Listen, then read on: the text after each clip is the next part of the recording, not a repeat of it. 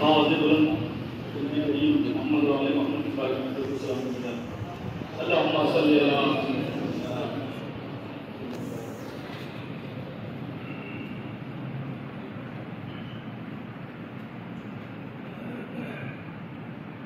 انشاءاللہ قربانی کا دن گیا، 10 تاریخ حج کی گئی، حاجیوں نے حج کر لیا ہو، جن کے گھروں میں قربانیاں ہوں گی انہوں نے کریں۔ اللہ تعالیٰ تمام حاجیوں کا حج کو قبول فرمائے۔ جتنے لوگوں نے قربانی کی اللہ اپنے حج میں صدقے اہل بیت کے صدقے سے اپنی قربانی کو قبول کرے۔ جمعہ کا دن اس لیے بھی قیمتی ہے کہ لوگوں کے دماغ میں ہے کہ تین جمعہ چھوٹ جائے تو کافر ہو جائے، تو کافر ہونے سے بچنے کے لیے بھی لوگ مسجدوں میں آ رہے ہیں۔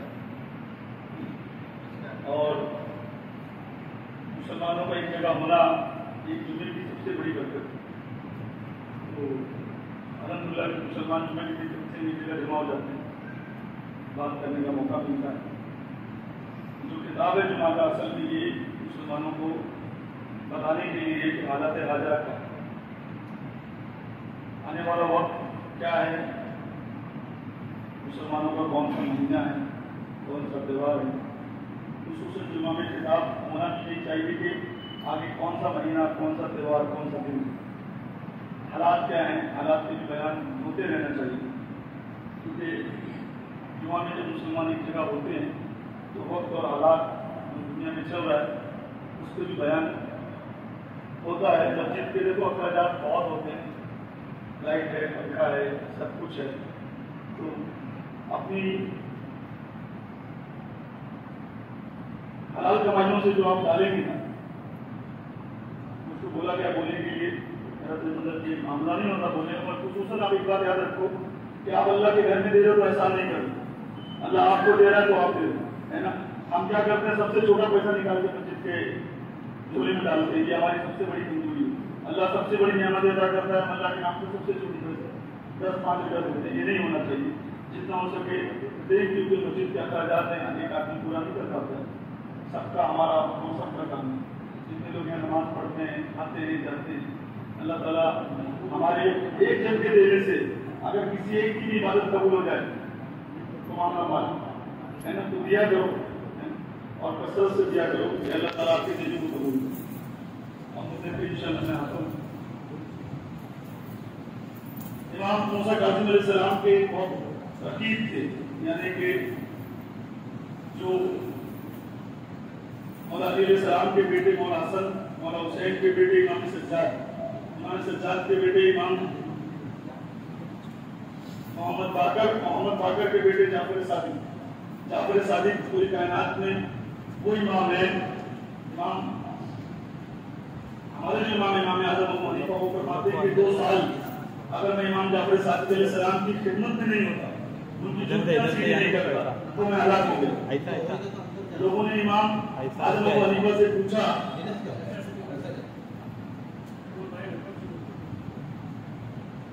کہ آپ کی عمر کیا ہے؟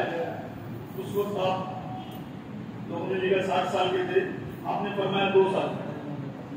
پوچھنے والوں نے پوچھا کہ آپ کو 60 سال کے 58 سال کم بتا رہے ہیں، بولے 58 سال میں ضائع چلے گئے، 2 سال جو میں نے امام جعفر صادق علیہ السلام کے بارگاہ میں نکالا وہی کامیاب سال۔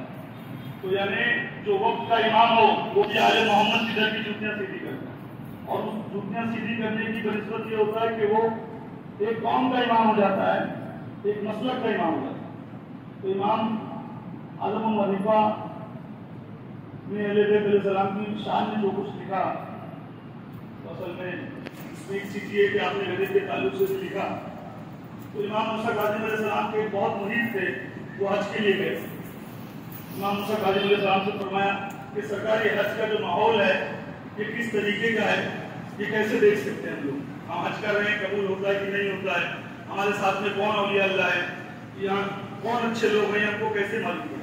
امام موسیٰ کاظم علیہ السلام نے ان کی آنکھوں پہ ہاتھ پھیرا، نبی کے اولاد نے جب ہاتھ پھیرا اور دم کیا اور بولا طواف کرو، جب طواف کرنے لگے تو چلائے بہت زور سے کہ میری آنکھوں سے دم ہٹا لیجیے سرکار۔ بولے کیوں؟ بولے طواف میں کنجیر زیادہ، انسان کم، اللہ کی بارگاہ میں یہ دعا کرو کہ مومن بن کے جاؤ. جب بھی آپ گھر سے نکلو مسجد کے لیے, کہیں درگاہ پہ جانے کے لیے, تو اور یہ اللہ کی بارگاہ میں جانے کے لیے, تو یہ سمجھو کہ یہ آخری آنا جانا بھی ہو سکتا ہے. تو اپنے سارے گناہوں کی توبہ کر کے اپنے گھر سے نکلا کرو, تو سلام کے رجانے پڑھ کے نکلا کرو, کیونکہ موت کا کوئی بھروسہ نہیں ہے. اور اللہ سے دعا کرو کہ اللہ آپ کو مومن کی زندگی اور مومن کی موت نصیب کرے.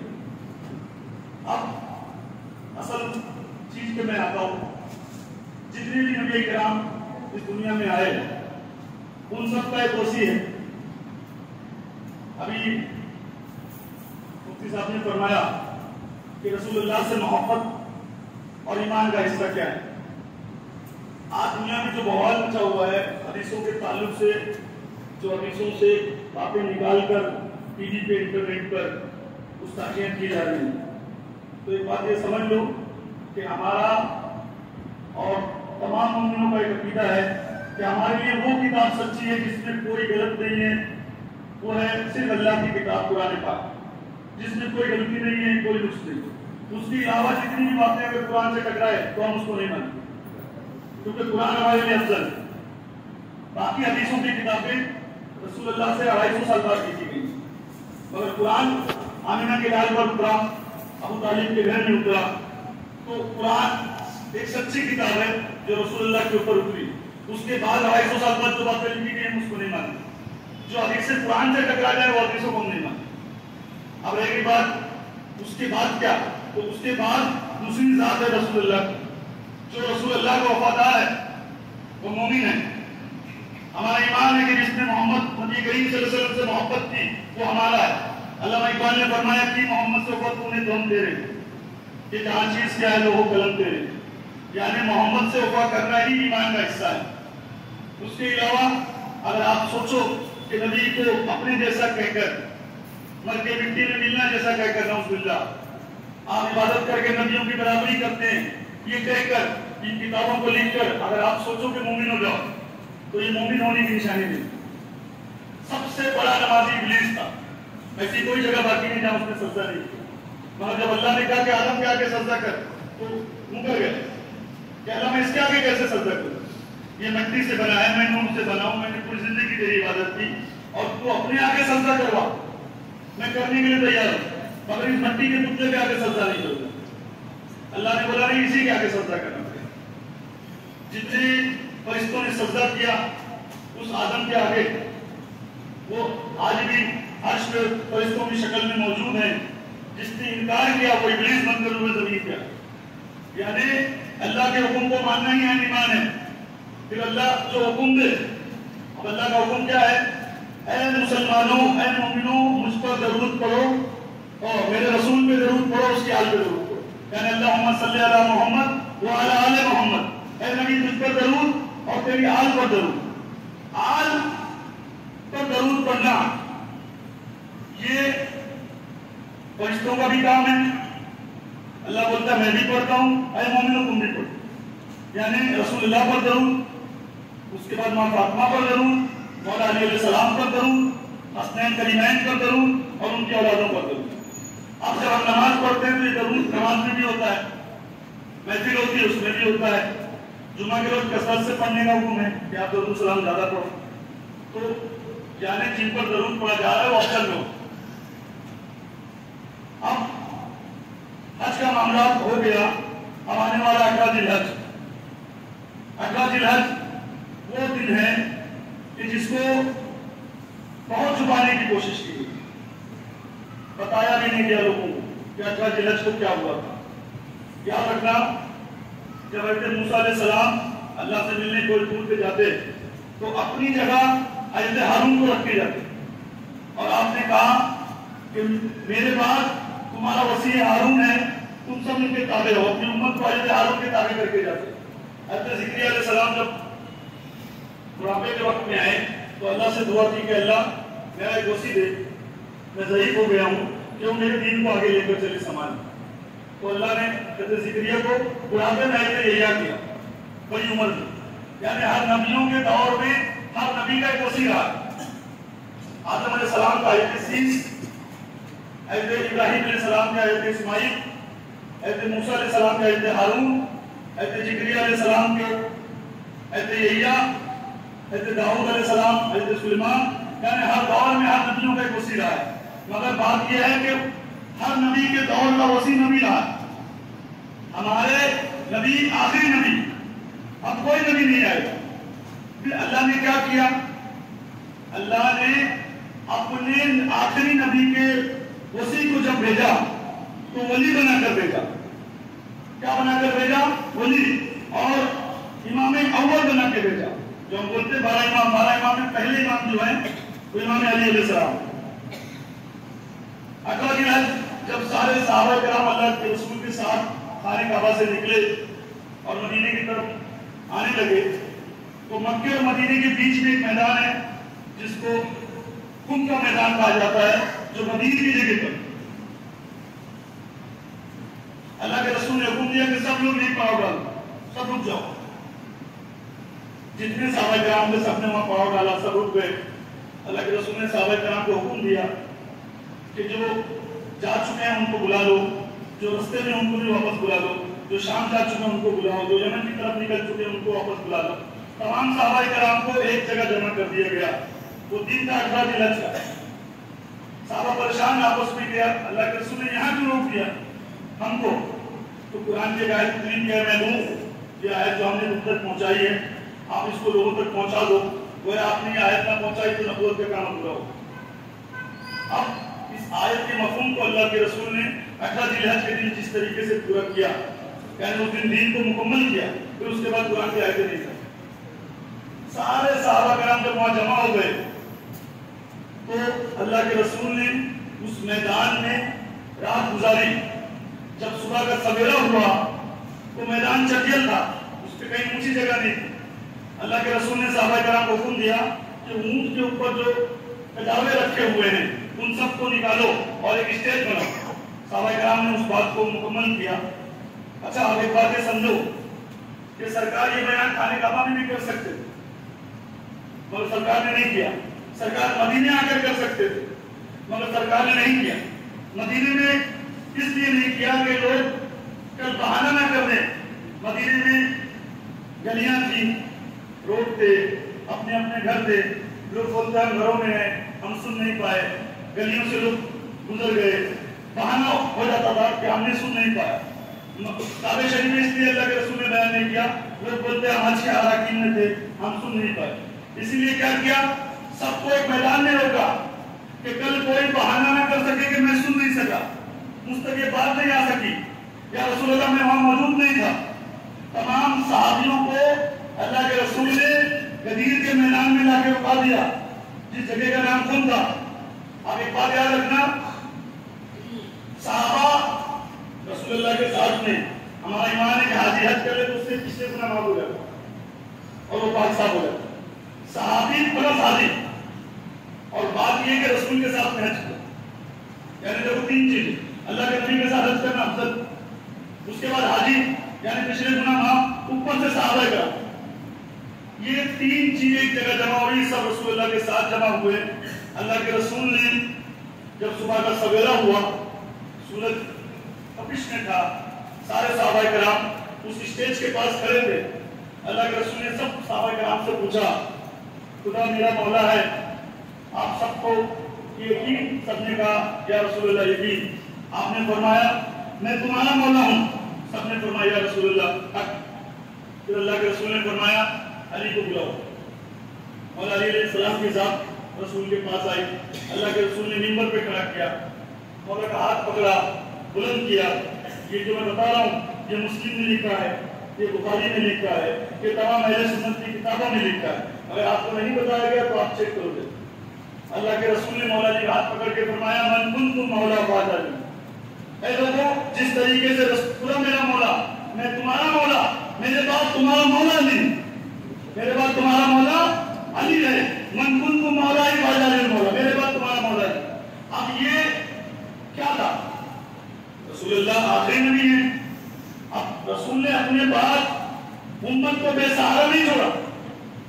جیسے ہر نبی کا ایک وسیع ہوتا تھا ویسے اپنے بعد ہم کو ایک جانشین دیا، جس جانشین کا نام علی تھا، جس جانشین کا نام علی کا سرکار نے ہاتھ پکڑ کے فرمایا من کنتم مولا فاجعل مولا.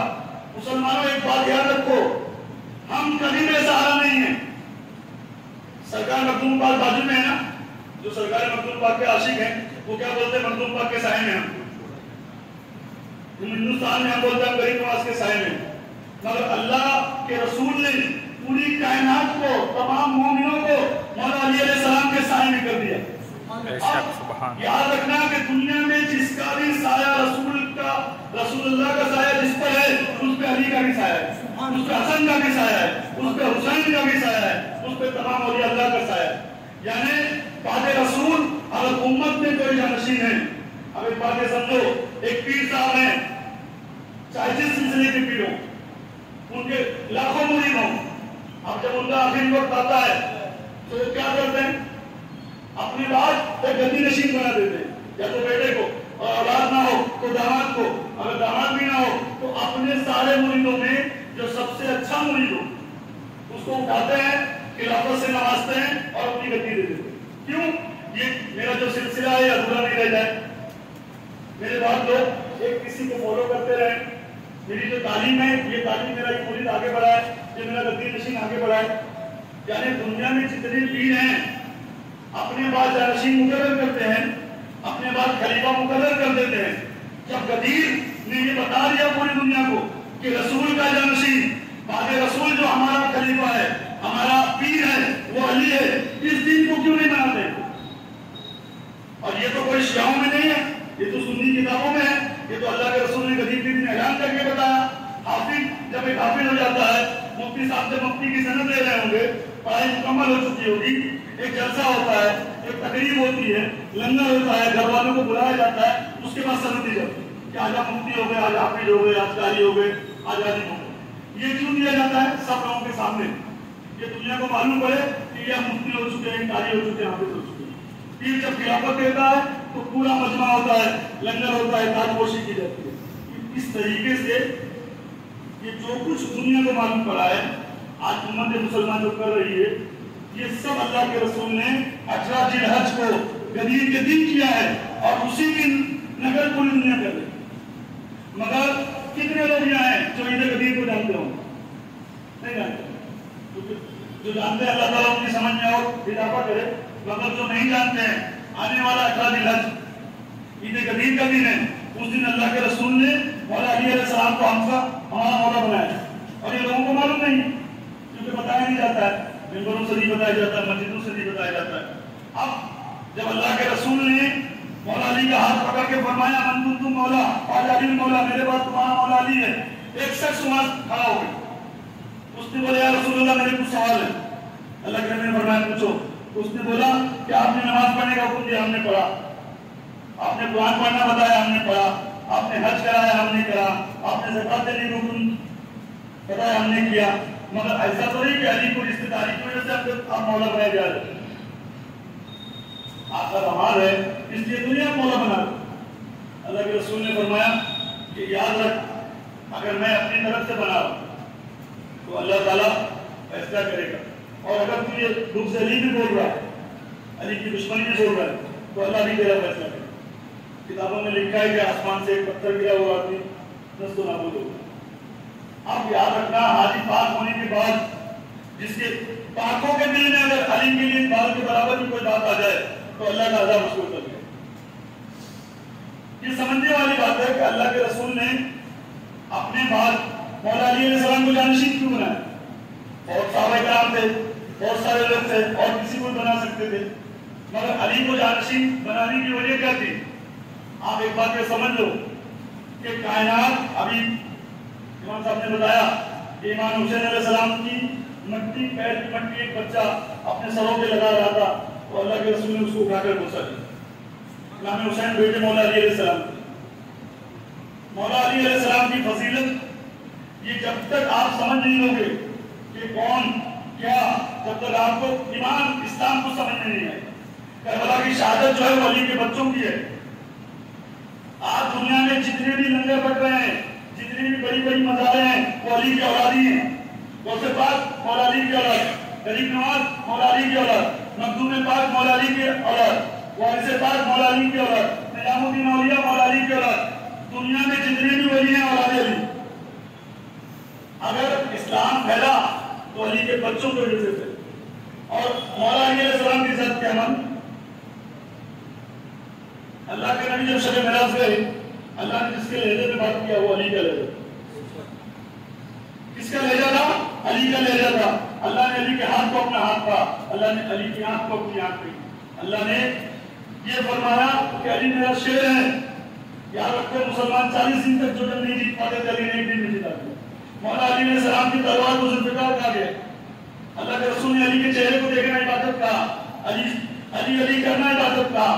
ये सारे मफ़हूम ये मैं इसलिए बता रहा हूँ, मौला अली खाली काबा में पैदा हुए।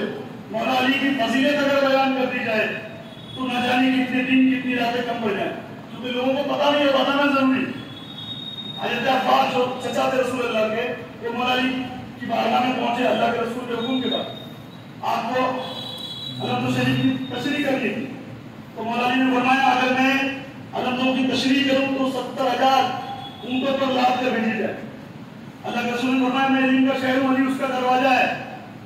मैं इल्म का शहर हूं, अली उसका दरवाजा है।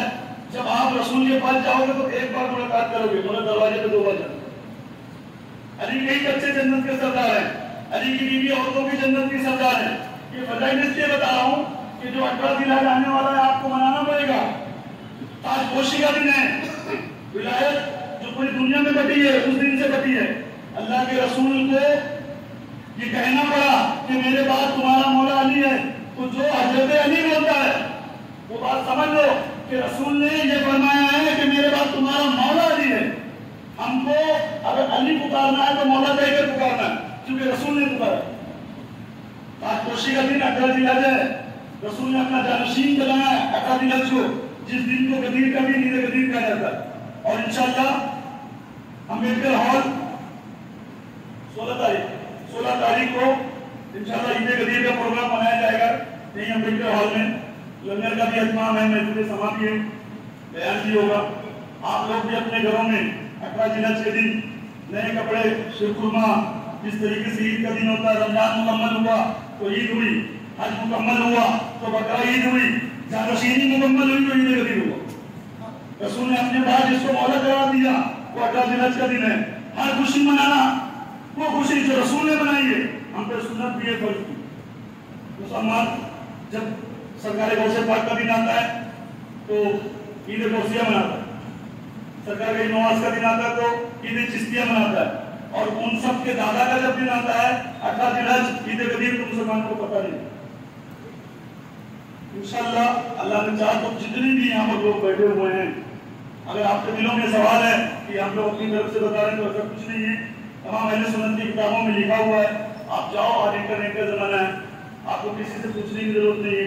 आप डालोगे ईद गदीर क्या है, रेफरेंस अहले सुन्नत की किताब को मोबाइल पे आता है, क्योंकि सारी किताबें लोड हो चुकी हैं अब इंटरनेट में, गूगल पे, तो आपको सारी मालूमात मिल जाएगी।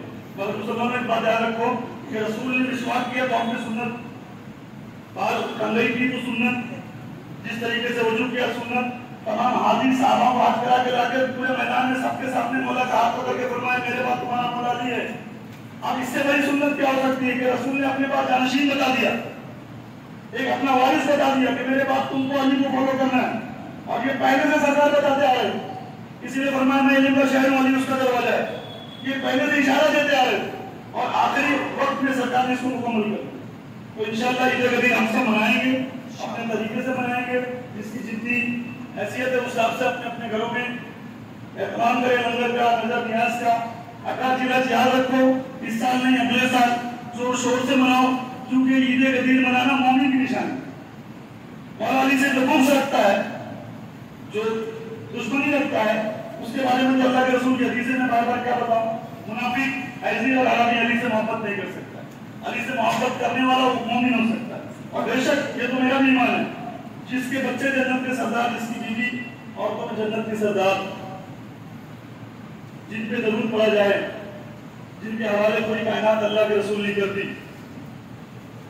अगर वो हम अगर अली से मोहब्बत कर रहे हैं ना, ये जो इल्जाम है कि अली अली करते हैं, खुदा की कसम कि हम रसूल की वजह से कर रहे हैं।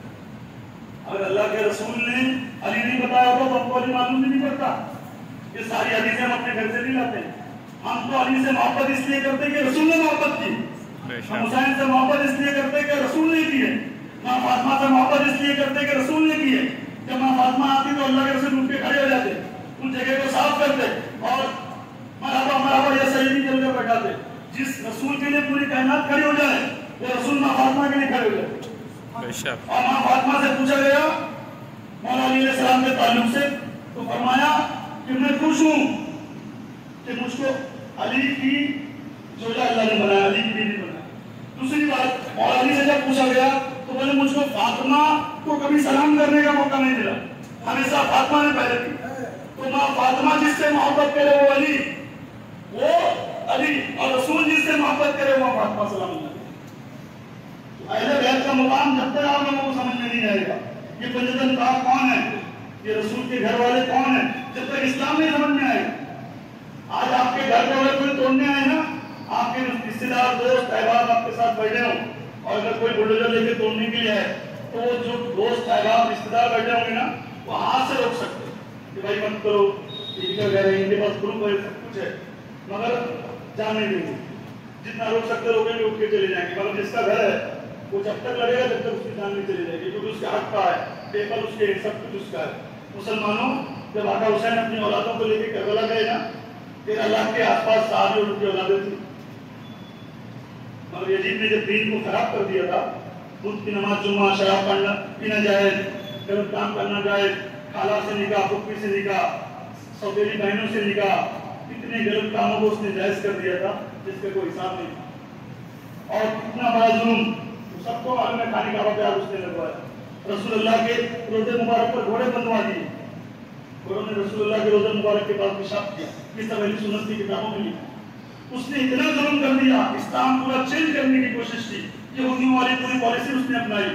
مگر اگر کوئی کھڑا ہوا تو رسول کا لال, مولا علی کا جگر کا ٹکڑا, ماں فاطمہ کا خون, امام حسین علیہ السلام کھڑے ہوئے, اپنی اولادوں کے ساتھ کربلا گئے اور اپنی جان کا نذرانہ دے کر نانا کے سچے دین کو بچائے. کیونکہ اسلام ان کا تھا, کوئی نہیں گیا ان کے ساتھ. آپ پتہ لگا لو, جا کے پڑھ لو, وہ 72 جانشین جو تھے وہ کوئی یہاں سے آیا, کوئی وہاں سے آیا. جب آپ کسی حج کے دوران خانہ کعبہ کو چھوڑ رہے تھے تو لوگوں نے یہ بھی نہیں پوچھا کہ حسین کہاں جا رہے, جو کہ آپ خانہ کعبہ کو, حج کو چھوڑ کر عمرہ کیا اور اپنی اولادوں کو لے کر نکل گئے خانہ کعبہ سے کربلا کے لیے کہ دین بچانا ضروری. تو جس کا ہوتا ہے وہی جان دیتا ہے. آج ہم پر احسان حسین ابن علی کا ہے. یہ مسجدوں میں جو اذانیں آتی ہیں لا الہ الا اللہ کی, حسین کا احسان. آج ہم جمعہ کے لیے جو جمع ہوئے حسین کا احسان. آج ہمارے سروں پہ جو یہ تاج ہیں, یہ داڑھی ہیں, ہم جو یہ دنیا میں ہیں, یہ حسین کا احسان. آج ہم قرآن پڑھ رہے ہیں, یہ حسین کا احسان. ورنہ کیا سے کیا ہو گیا ہوتا اسلام. آپ جاؤ پڑھو, پتہ لگاؤ یزید نے کیا حال کر دیا تھا اسلام. مگر یہ حسین ابن علی کا کرم ہے کہ آج نمازیں ہمارے پاس ہیں, آج قرآن ہے, آج سچا دین ہے, کیونکہ انہوں نے اپنی جان, اپنی بچوں کی جانوں کو نذرانہ دیا. اور میں انشاءاللہ جب وقت ہوگا, بڑے دور سے آنا ہوتا ہے, بار بار آنا بھی میرے لیے مناسب نہیں ہے, مگر کچھ لوگوں کی خواہشیں تھی, میں انشاءاللہ مکمل تعزیہ امام حسین علیہ السلام کے نام سے علم اٹھانا, میں آپ کو حدیث کی روشنی سے صحیح ثابت کر کے اور صحیح طریقہ بتاؤں گا انشاءاللہ. کہ بہت لوگوں کی خواہش تھی کہ وہ مکمل بتائیں, اللہ نے چاہا میں مکمل بتاؤں گا.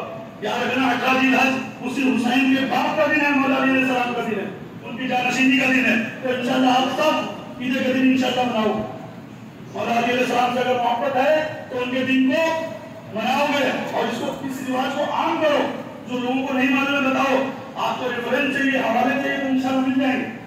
سب اہل سنت کی کتابوں میں, امام بخاری نے, امام مسلم نے, سب نے لکھا ہے. مگر یہ نہیں منایا جاتا ہے نا, اس لیے نا کہ لوگ کیا بولتے ہیں, آپ یہ کرو گے تو شیعہ ہو جاؤ, وہ کرو گے تو شیعہ ہو جاؤ, وہ کرو گے تو شیعہ ہو جاؤ. اب کیا کریں, ان کے گھر سے وطن چھوڑ دیں, ان کے گھر سے ہندوستان چھوڑ دیں, کیا کریں, اہل بیت کو چھوڑ دیں. اگر علی شیعوں کے ہیں, حسین شیعوں کے ہیں, ماں فاطمہ شیعوں کی ہیں, ان کے اولاد شیعوں کے, تو مسلمانوں کے پاس کیا ہے جی, مروان کیا ہے ہمارے پاس. ارے حسین ہمارے شیعوں کے نہیں ہیں, کیونکہ رسول ہمارے, علی ہمارے ہیں, ماں فاطمہ ہماری ہیں, ان کے اولاد ہمارے ہیں, غوث پاک غریب نواز ہمارے ہیں. شیعوں کے کیسے ہو؟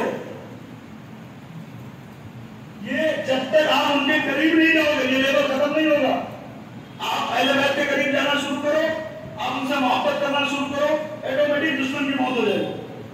علی علی کرنا شروع کرو، آپ حسین حسین کرنا شروع کرو، منافق ایسے جل کے مر جائے. یہ اس لیے روکا جاتا ہے کہ آپ جب سچ کی طرف آ جاؤ گے، آپ ایک ایڈریس لے کے گھومو، بہت قیمتی ایڈریس ہو، آپ کو اس مقام تک پہنچنا ضروری ہے، اور آپ کو اس کا پتہ نہ معلوم ہو تو آپ سے پوچھو کہ کیسے جایا جائے کیسے جایا جائے. اگر آپ کو معلوم نہیں ہے تو چاہے جیسا بھی راستہ ہو آپ پر پہنچ جاتے ہو. یا جنت کا راستہ ہی حسین، جنت کا راستہ ہی علی ہے، ماں فاطمہ ہے ان کی اولاد ہے. آپ ان کے ہو جاؤ، آپ کو کسی سے پوچھنے کی ضرورت نہیں ہے. جب رسول کا قول ہے کہ میری اہل بیت تسکین نور ہے، جو اس میں سوار ہو گیا وہ جنتی، جو حسن حسین علی فاطمہ کا ہو گیا وہ جنتی، تو کیوں نہیں جنتی بنتے ہو؟ کس نے روک کے رکھا ہے؟ یہ دل پہ ہاتھ رکھ کے سوچو کہ ماں فاطمہ شیعوں کی ہے کیا؟ مولا علی شیعوں کے ہے کیا؟ حسنین کریمین شیعوں کے ہے کیا؟ یہ بتایا گیا ہے ایسا. آپ ان کا ذکر کرو گے تو شیعہ ہو جاؤ گے. اگر ان کا ذکر کرنا شیعہ ہے تو سنیت کے پاس کچھ نہیں ہے. بھی اگر ان کا ذکر کرنا ہے عبادت ہے، ان کی محبت رسول کی محبت ہے.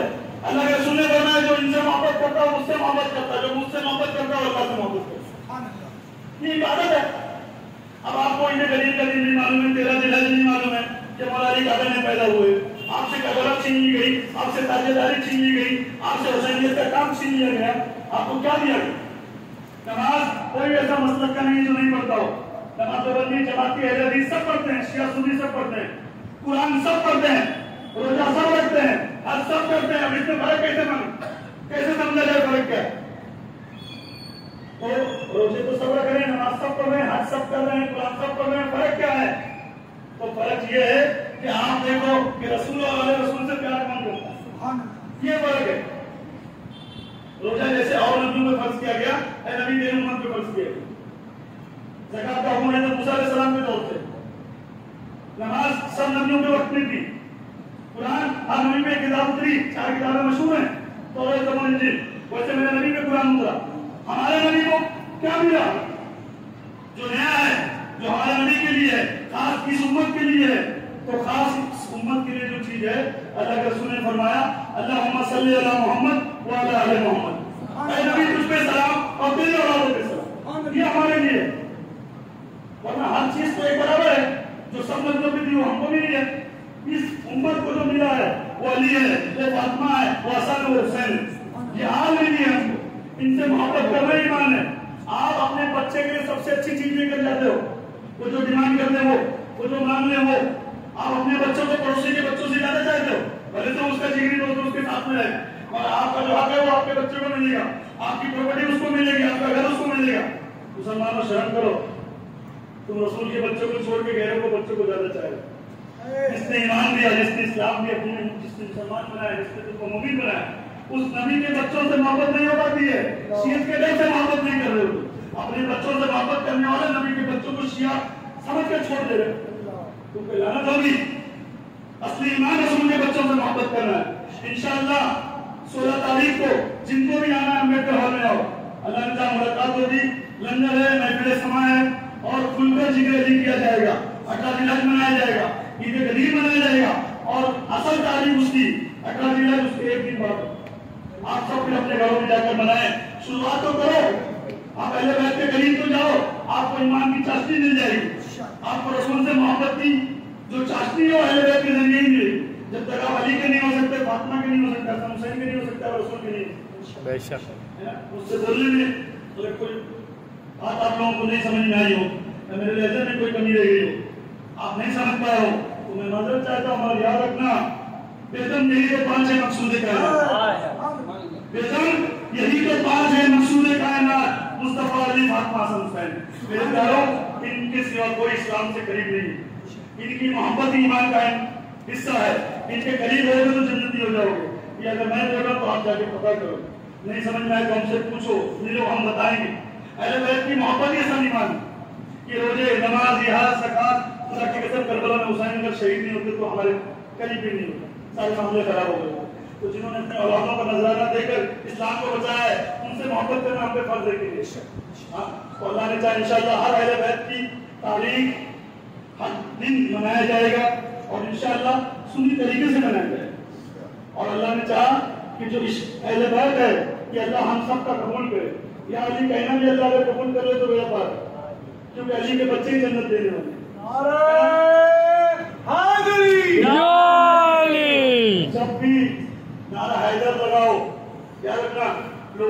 पूछा सरकार लाल शहबाज कलंदर से कि आपकी महफिल में नारे तकबीर स्लो होता है, नारे रिसालत बहुत स्लो होता है, मगर जब नारे हैदरी लगता है तो सब झूम जाते हैं, दोनों हाथों को बुलंद करके जोर से बोलते हैं। तो सरकार लाल शहबाज ने फरमाया जब नारे तकबीर लगाने की जरूरत थी तो अल्लाह के रसूल ने लगाई और पूरी दुनिया को बता दिया कि अल्लाह कौन है। और जब नारे रिसालत लगाने की जरूरत थी तो मौला अली अलैहिस्सलाम ने हाथ जंग में लगाई और इस्लाम को स्टेबल कर दिया। और उसी के बच्चों ने करबला में जो शहादत दी है, क़यामत तक हम जोर से कोई नारा लगेगा तो नारा हुसैन लगेगा, नारा हैदरी लगेगा। जोर से हाथों को बुलंद करके नारे हैदरी हाथ कबूल हो जाएंगे अगर इसके अहले बैत में होते। जोर से बोलो नारे तकबीर, अल्लाहु अकबर, या रसूल अल्लाह, या अली, या अली। इंशाअल्लाह ईद कबीर आप सबको मुबारक, आप सब मनाएं और 16 तारीख को जिनको भी आना है अम्बेडकर हॉल में आए। अस्सलाम वालेकुम।